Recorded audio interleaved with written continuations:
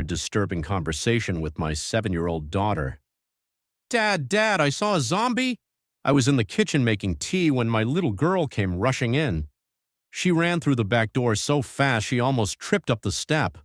I poured boiling water from the kettle into a mug, hardly looking up. Yeah, I did. Its face was all pale and messed up. It was gross, Dad. I put the kettle back and picked up the milk. Sighed inwardly. I really had to be more careful about what I watched on TV in the evening. Rosie has a habit of sneaking downstairs in the night, and last week she caught me watching The Walking Dead of all things. She's had zombies on the brain ever since. I keep telling her they're not real, but it doesn't seem to make a difference. Sweetheart, what did we say about zombies? I scooped the tea bag out of the mug and dumped it in the bin. You know, if you keep talking about them, Daddy's going to get in trouble with Mommy again. I know, darling, but I already checked the back garden twice yesterday, and I can promise you it's a zombie-free zone. No, not in the back garden. I didn't see it in the back garden. I had the mug half raised to my lips, but now I put it down again. I turned to look at Rosie. Her hair was windswept and her little cheeks were red, as if she'd been running. Sweetheart, I put on my best stern, Dad's not happy voice. I'm going to ask you a question and I want you to be honest with me. Have you been playing along the path out back again? I didn't really need to ask the question because Ella already knew the answer. Rosie is allowed to play in the garden on her own, and sometimes if she asks us permission first, we let her ride her bike along the path at the back of our house, the one that runs past all the neighbors' back gardens, but that's all we allow her to do. This area is pretty safe, but these days you can never be too careful. There was a burglary a couple of roads over a few months back, and last year someone was mugged on the high street. Several years ago, a few towns over, a little boy even went missing. That was quite a long way away from here, of course, but it made national news for a few days until the search fizzled out. And it made a lot of parents more cautious. Rosie's getting older now, and she's an adventurous girl, but still you have to have boundaries. And on a few occasions lately, Rosie's been crossing those boundaries, riding her bike further than she should, not coming in straight away when we call her, sneaking out the back gate when she's only meant to be playing in the garden. As I watched Rosie now, I noticed her face growing redder. She looked away from me, down at the kitchen floor, and scuffed her feet. Dad, I only went a little way down. She said, I promise. I was chatting to Mr. Henderson because I saw him in his back garden. I said hello and made him jump. I sighed. So there it was. Mr. Henderson was Rosie's zombie. Yesterday it was the postman, and the day before that it was a different neighbor. I took a sip of tea and shook my head. Mr. Henderson was, in fairness, a better candidate than the others. The guy lives on his own, and he looks about 100 years old, moles all over his face, skin like a deflated balloon. Whenever we'd chattered over the garden fence before, though, he'd always seemed nice enough, just a bit lonely. I couldn't have Rosie going around calling him a zombie. Listen to me, sweetheart. I know you didn't go far or anything, but I don't want you. I came right back after too, Dad, Rosie interrupted. She was staring up at me now, blue eyes large and pleading. Promise. And I even said no when Mr. Henderson offered me an ice cream, because I know you don't like me taking stuff from strangers. I opened my mouth to respond, then paused. He offered you ice cream? Yeah, but I said no. Mr. Henderson really wanted me to come in and have one, but I told him I had to get home. And then I came straight back here to tell you I'd seen a zombie and I... Rosie was babbling now, her voice whirring like a motor. But Led stopped listening. My mind was still stuck on something she'd said a moment before. Mr. Henderson really wanted me to come in and have one. I took another sip of tea and frowned. That wasn't good. I didn't mind the neighbors chatting to my little girl, but I didn't like the thought of them inviting her in, not without us there. Not even if they were just kind, lonely old men.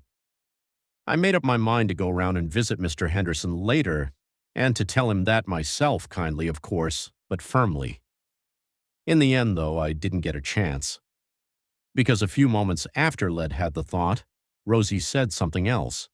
Something that pushed everything else from my mind and ended any idea I might have had about going over to Mr. Henderson's house. She said something that made me feel cold. Daddy, please don't stop me playing in the garden. I promise I won't sneak out again. I don't want the zombie to get me. Rosie, I'm not going to stop you playing in the garden, but you have to make me a couple of promises too. First, promise me you'll stop going around calling people zombies. Mr. Henderson might be old, but he's not one of the living dead. What do you mean you didn't? You just ran in here a moment ago calling him one. No, I didn't. Mr. Henderson's not a zombie. I saw the zombie in his house, but it wasn't him. I frowned. I had the mug raised to my lips to take another sip of tea, but now I put it down again. What do you mean, sweetheart? You saw someone else in his house? Yeah, the zombie, Dad. I could see it pressed against his little basement window while I was talking to him. Cold fingers ran up my spine. What? Yeah, it was really scary. Its face was all bashed up and bloody and its mouth was open, like it was screaming at me. But do you know what confused me most, Dad? I tried to keep my voice steady. What? Well, I didn't realize kids could be zombies too. I thought it was only grown-ups. But I guess I must have been wrong, because the one in Mr. Henderson's basement looked just like a little... A story to scare my son. Son, we need to have a chat about internet safety. I slowly crumpled down onto the floor next to him. His laptop was open and he was playing Minecraft on a public server. His eyes were locked into the action. Comments scrolled down the side of the screen in a chat box. Son, can you stop your game for a minute? He exited the world, closed the laptop, and looked up at me. Dad, is this going to be another cheesy, scary story? What? I faked hurt feelings for a second and then grinned at him.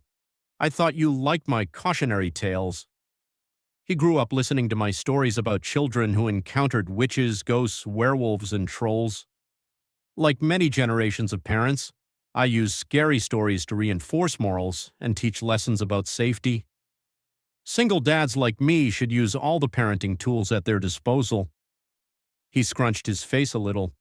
They were fine when I was 6, but now that I'm getting older, they don't scare me anymore.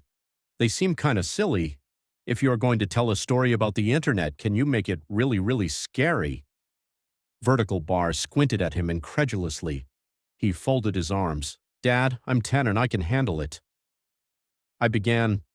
Once upon a time, there was a boy named Colby. His expression indicated that he wasn't impressed with the terror of the introduction. He sighed deeply and settled in for one of Dad's cheesy stories. I continued. Colby went online and joined several children's websites. After a while, he started talking to other kids in-game and on the message boards. He made friends with another 10-year-old boy named Helper23. They liked the same video games and shows. They laughed at each other's jokes. They explored new games together. After several months of friendship, Colby gave Helper 23 6 diamonds in a game they were playing. This was a very generous gift. Colby's birthday was coming up and Helper 23 wanted to send him a cool present in real life. Colby figured it wouldn't hurt to give Helper 23 his home address as long as he promised not to tell it to any strangers or grown-ups. Helper 23 swore he wouldn't tell anyone else, not even his own parents, and set about mailing the package. I paused the story and asked my son, "Do you think that was a good idea?" "No," he said, shaking his head vigorously. In spite of himself, he was getting into the story. Well, neither did Colby. Colby felt guilty about giving away his home address, and his guilt began to grow and grow. By the time he put on his pajamas the next night, his guilt and fear were larger than anything else in his life. He resolved to admit the truth to his parents. The punishment would be steep, but it was worth it to have a clear conscience. He squirmed in his bed as he waited for his parents to tuck him in. My son knew the scary part was coming up. In spite of his tough talk, he leaned forward wide-eyed. I spoke quietly and deliberately. He heard all the noises of the house. The washing machine bounced around in the laundry room. Branches scraped against the brick outside his room. His baby brother cooed in the nursery. And there were some other noises he couldn't quite pinpoint.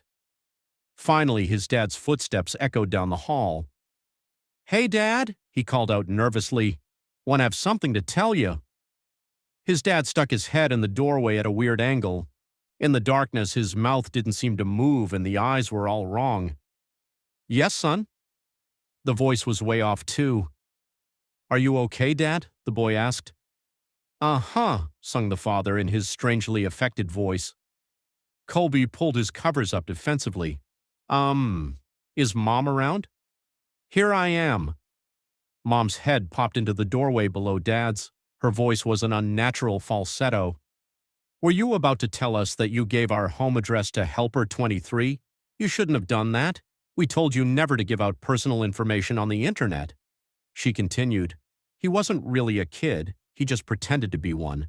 Do you know what he did? He came to our house, broke in, and murdered both of us, just so he could spend some time with you."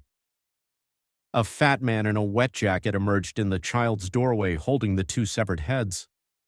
Colby shrieked and gasped as the man dropped the heads on the ground, unsheathed his knife, and moved into the room to work on the boy. My son screamed too. He twisted his hands defensively over his face, but we were just getting started with the story. After several hours, the boy was almost dead and his screams had become whimpers. The killer noticed the wailing of a baby in another room and removed his knife from Colby. This was a special treat. He had never murdered a baby before and was excited about the prospect. Helper 23 left Colby to die and followed the cries through the house like a homing beacon. In the nursery, he walked to the crib, picked the baby up, and held it in his arms. He moved towards the changing table to get a better look, but as he held the baby, the crying died down. The baby looked up and smiled.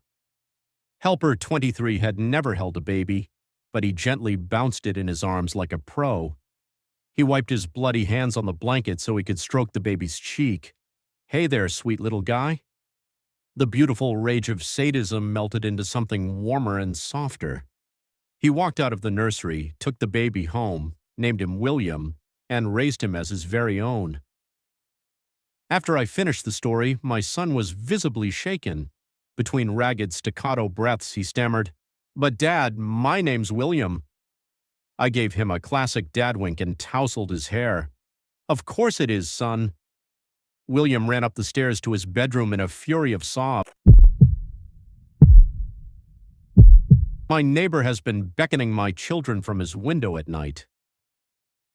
IT 33M. Live in Texas with my daughter Alicia, 8F, and my son Jay, 4M. Their mom has been out of the picture for the past 2 years, not dead, just a piece of shit, and I've managed pretty well as a single father. The three of us lived in a 2-bedroom in a nice neighborhood. I've got a solid job, and the kids are thankfully healthy. Everything was smooth sailing until one night, 2 months ago, during which I was awoken by Jay poking me in the face. He was sobbing violently, though I recognized it as the "I'm afraid" kind of crying as opposed to the "I'm hurt" kind of crying, which made me a little less worried. Jay's always been nightmare-prone, so I assumed that's what was causing him distress. When Elle asked him what was wrong, though, he said, "The man in the next house is making scary faces at me." I'd heard my fair share of Jay's stories about monsters terrorizing him from the dark corners of his bedroom, but this was something new. I assumed he meant our neighbor's house, and the lack of fantastical elements in his description made me uneasy. It felt too specific to be one of his usual nightmares. I got out of bed and walked with Jay in tow to my kids' room. Alicia was awake in the top bunk. From the soft glow of their nightlight, I could see her crossing her arms and scowling down at her little brother. I didn't turn on any lights to give myself a better view of the outdoors and peered out the bedroom window. Their window had curtains on it, but for once they hadn't been drawn all the way, and there was a small opening between them through which Jay must have looked out. One side of the neighbor's house, the one to our left from the street, was visible from Alicia and Jay's room. There were 2 windows on the neighbor's side of the house, but it was too dark inside to see anything. I recalled from what I'd seen in the daylight that the window on the left, the one closest to the front of the house, was the kitchen. I wasn't sure what the window on the right was, as it always had its curtains drawn. Elle asked Alicia if she'd seen anything, and she shook her head. He's always having nightmares and crying. I don't want to share a room with him anymore, Dad. I never get any sleep. It's not fair. Of course, hearing that made Jay start crying again, so I let him sleep in my room for the night. He has this TMNT indoor camping tent that he prefers to his actual bed. Honestly, at that point, I half suspected his nightmare to be a ploy to get me to let him camp. Anyway, I guess I'm a total pushover because he slept in that tent in my room for the next 2 nights. On the 3rd night, I was again woken up, but this time by Alicia, who was standing over me and shaking my arm. That kid hadn't woken me up in the middle of the night for years. When I asked her what was wrong, she said, "The neighbor was making faces at me." Those words and the fear in my daughter's voice really put me on edge. I closed the curtains when I said goodnight. Did you open them? Only a little, but it's 'cause I heard a weird noise. Alicia couldn't recall exactly. According to her, she had gotten out of bed to see what was going on, and when she lifted the curtain, she saw light on in the neighbor's window. The curtains in the back room had been drawn back, and our neighbor was standing in his house, right up against the window frame. Alicia thought for a moment, and then made an expression I never want to see on my child's face, or anyone else's for that matter, ever again. I won't do it justice by describing it, but it looked something like this. First, she smiled with both sets of teeth so that there was a little open sliver between the rows, and then she furrowed her eyebrows. She inclined her head towards me, kind of Kubrick stare-esque, and strained the muscles in her neck. The worst part, though, was what she did with her hands. She held out her left arm, forearm up. Then she clenched her right hand into a fist and moved it back and forth rapidly over her forearm. Poor thing described it as playing the violin, but it seemed pretty obvious to me that my neighbor was pantomiming cutting. Disturbed, I told Alicia to stop and to not make either the expression or the gesture again. I was angry and confused. My neighbor, a man in his 40s, was a bit of a recluse, but he had seemed normal enough in the 3 or 4 times Lyd spoken to him. I couldn't fathom why he would do something like that to my kids.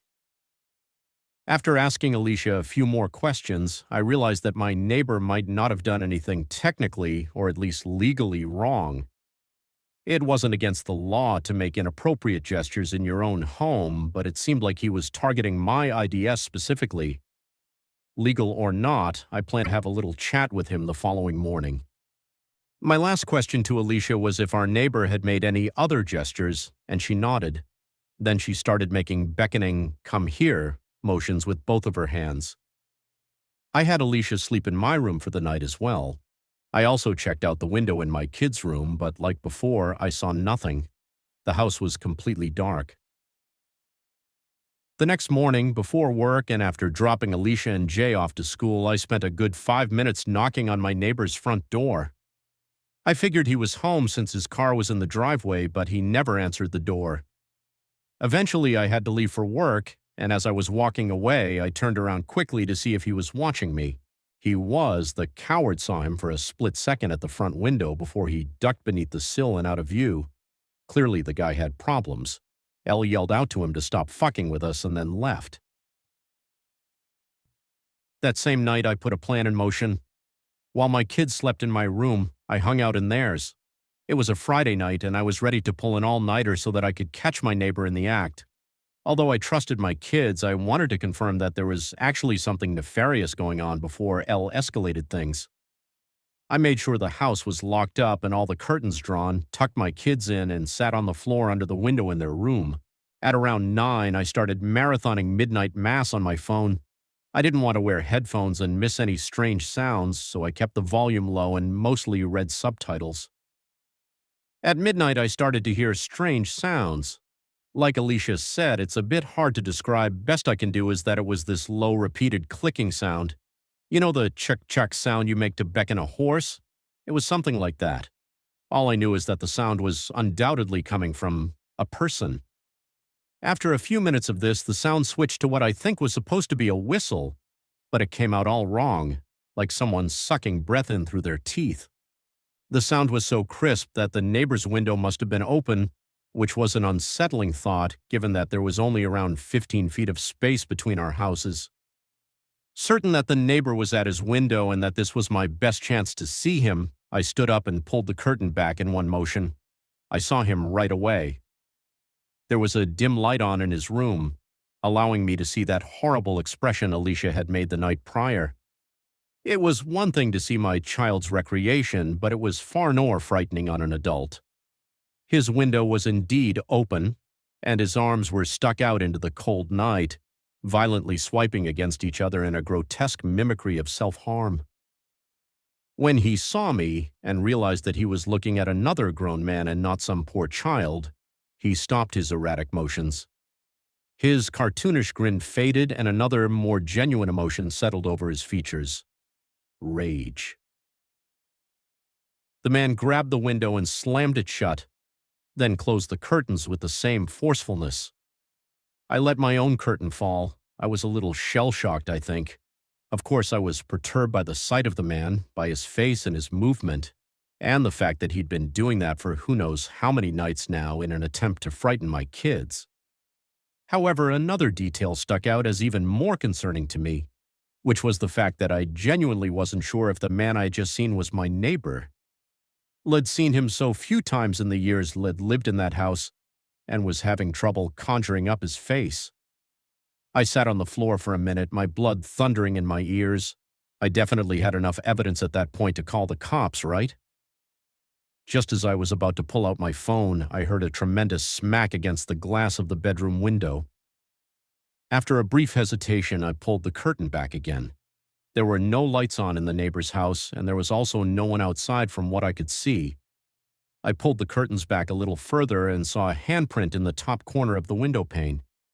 It's worth noting that our house is on a raised foundation and that particular window is very tall, so even though the window is on the first floor, the man outside would have needed an insane vertical to get his hand up there. I pulled out my phone and dialed 911.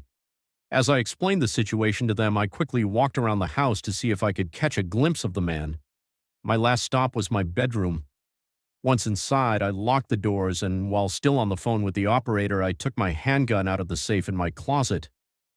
My heart was beating out of my damn chest, but I knew I had to stay calm, even more so when I saw that Alicia was awake and looking out of the tent at me. I reassured her in as few words as I could, whispering that we were okay, but we had to stay very quiet. I sat on the edge of my bed, my firearm ready and my ears straining. My kid's tent was in the corner, and to the left of the tent, in the middle of the wall and directly across from where I sat, was a window.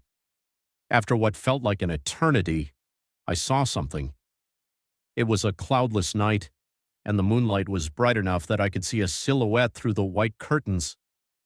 The dark shape was nebulous at first, but became more clear as the man outside stepped closer to the window.